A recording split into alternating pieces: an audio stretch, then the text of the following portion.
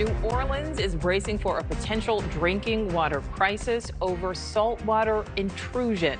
A drought affecting much of the U.S. is causing dramatically lower levels of fresh water in the Mississippi River. And now Louisiana officials are warning that saltwater coming in from the Gulf of Mexico could impact safe drinking water for millions of residents in the Mississippi region. The river channel here is below sea level.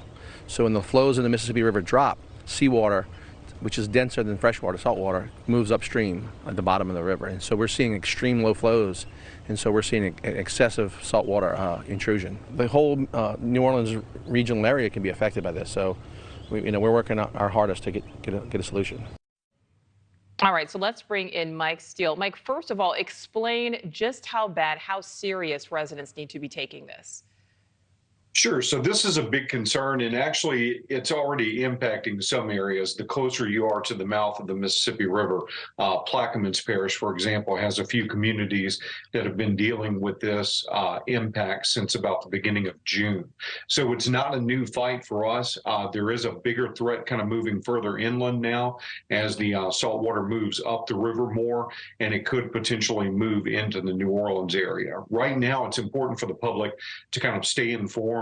Should water advisories become necessary, they need to stay in touch with what their local officials and their local water systems are putting out. Just about every type of move that can be done to combat this problem is being done. Most of the communities have intake points along the river, so the water is drawn in from the river, it goes into the treatment plants, and then obviously it goes out to the public.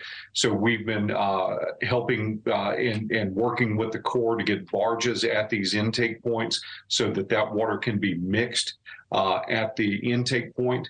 There's also reverse osmosis machines that are in use and on the way to be in use to combat with this problem. And there's other projects that our local officials are looking at that we're going to work with them on to kind of do what we can to mitigate these issues. All right, Mike, I want to just say you were the communications director for Louisiana Governor's Office of Homeland Security and Emergency Preparedness.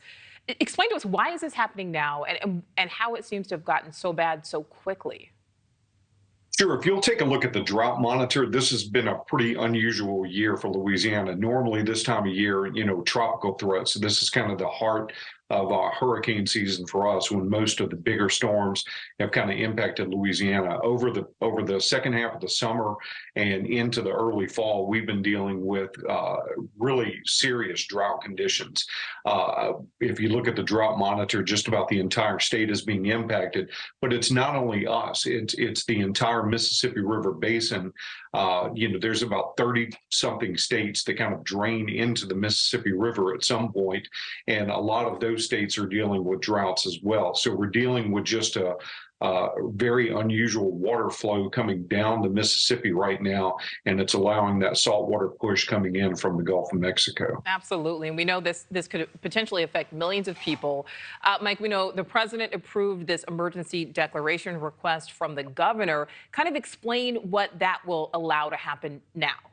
What does that do? Sure. So there's a lot of costs associated with some of these mitigation efforts. The Corps is responsible for some of it and has done a tremendous job already. But if more moves are necessary, this will obviously help with reimbursement on some of those costs.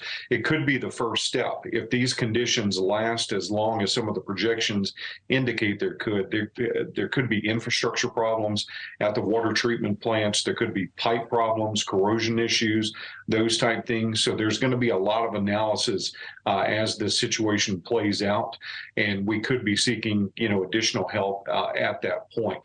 But right now, again, we're just really urging the public to stay informed. We've set up a website. It's emergency.la.gov. We're trying to consolidate all the information coming out from us, from the Corps, from our local partners, to make sure the public has all the information they need to kind of help get through this.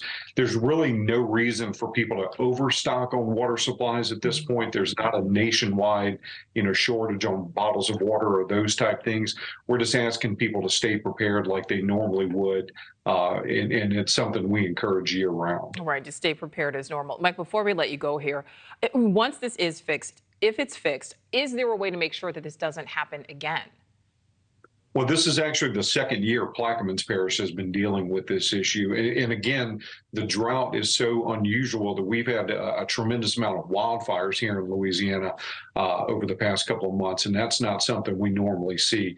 So we're not sure if this is just something that's, kind of a rare occurrence or if it's something we're going to have to deal with, but that's what we're going to work with our local partners to see any long-term mitigation projects, if there's anything that can be done to kind of address this issue in case this does become more of a problem. Thank you for watching. Go to newsnationnow.com to find News Nation on your television provider. And don't forget to click the red subscribe button below to get more of News Nation's fact-driven, unbiased coverage.